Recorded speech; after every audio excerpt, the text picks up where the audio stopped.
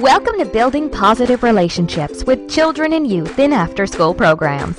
In an after-school program, every moment counts in developing a positive relationship between you, the leader, and the individual participants in your program. Positive relationships include open communication, mutual respect, compromise, support, and trust. The foundation of these relationships is your program guidelines.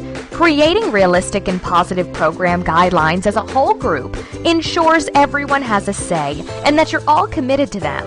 It's important to build a positive relationship with each participant in your program because research shows that it impacts their social, emotional, cognitive, and physical development. Think back to a relationship you can remember with a leader, coach, teacher, or caregiver when you were younger. Was it positive or negative? Can you remember the way it made you feel, or did it impact any of your choices afterwards?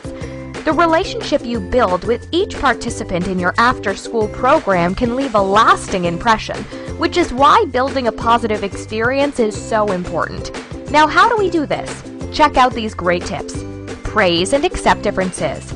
Children and youth are comfortable when they feel like you get them. Treat each participant as if they're important and special to you in the program. Listen and encourage listening. There's always two sides. It's great to share thoughts with one another, but equally important to receive as well. One-on-one. I know this is tough. Remember, every moment counts, so perhaps you just tell an individual what a great job they did with their b-ball pass, or sit and help them find one word in their word search. Build your communication skills. Get on their level. Maybe that means you'd both sit on the ground or similar chairs. Always use a calm and pleasant voice. Remember that communication is a two-way street, and encourage them to contribute by asking questions or acknowledging their thoughts. Change directions.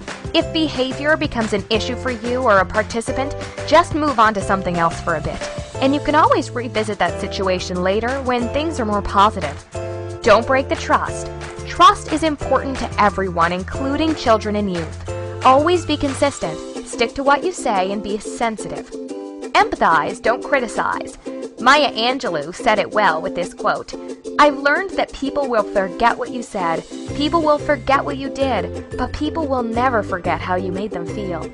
Make sure your actions and words always convey that you're able to relate and care as a leader. Set the example, be a role model. The way you interact with participants, parents, co-workers, and others in your program defines half of your relationship with these individuals. Finally, program guidelines. It's really simple. Everyone must follow the decided upon guidelines. This includes leaders and participants alike.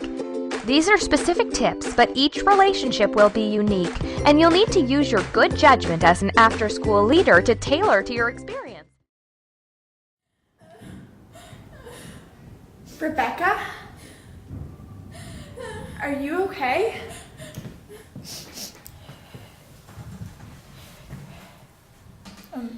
Yeah? I don't know. No, not really. Well, can I help? No, it's fine. Okay. It's Justin. That kid. He's making my life a living hell. He's just a kid. Oh, I know Justin. He was in the program last year. Wasn't sure if he'd be back or not. So what happened? It's just, I can't control him. He doesn't listen to a word I say. He picks fights with all the other kids. When I try to tell him to give him a timeout, he doesn't listen. He's not easy, I'll give you that. Sounds like he might be testing your limits. I don't know what else to do. I don't even want to come back tomorrow. Look, Becky, I know you're upset, but you have to come back. Plus, all the other kids would miss you. Mind if I give you some suggestions? Yeah, sure, go ahead. Okay, from what I remember, Justin is an attention seeker. So give him what he wants. I don't understand. Maybe try talking to him. Ask him what he likes, find out what he's good at, or what he needs help with. Kids often act out because they lack the skills they need to act well. Every time I single him out, he makes a big scene in front of the whole room. What if you find a time when he's calm and away from other distractions?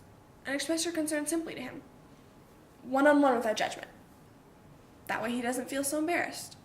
But won't the other kids notice that I'm spending more one-on-one time with Justin than I am with anybody else? Maybe, but some kids just need more attention than others. Try setting rules first thing tomorrow morning. You can call it community code of behavior. Oh, sounds like so much extra work. It is. But these are the kids who need us the most. Our job is to get to know them and make them feel like they matter. Thanks, Sabrina. Guess I'm still learning. Don't worry, me too. Bye, Justin. Thanks for hanging out today. Hey! Better? Kinda. So what happened? Okay, so today we were finger painting, and Justin started ruining everybody else's paintings. Oh my god. I know. So I said to him, "You seem frustrated. What's going on?" And? Turns out, he didn't think he was any good at finger painting.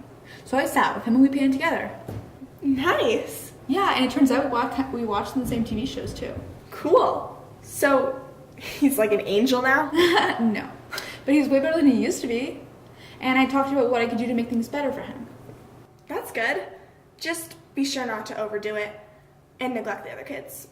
I know it's a pretty tough balance. Right, and I made him promise that next time he feels anger, he needs to take a big breath. Good idea. Also, drawing or Play-Doh or something engaging to take his mind off what happened is good too. Yeah, I'm thinking of asking for a volunteer, but if he's still out of control, but I think he can handle it. Don't be afraid to ask for help. It can relieve stress. Just remember to keep your cool and avoid triggers that might set him off. It's hard to know what his triggers are, though. Try keeping a record of what usually makes him angry or upset.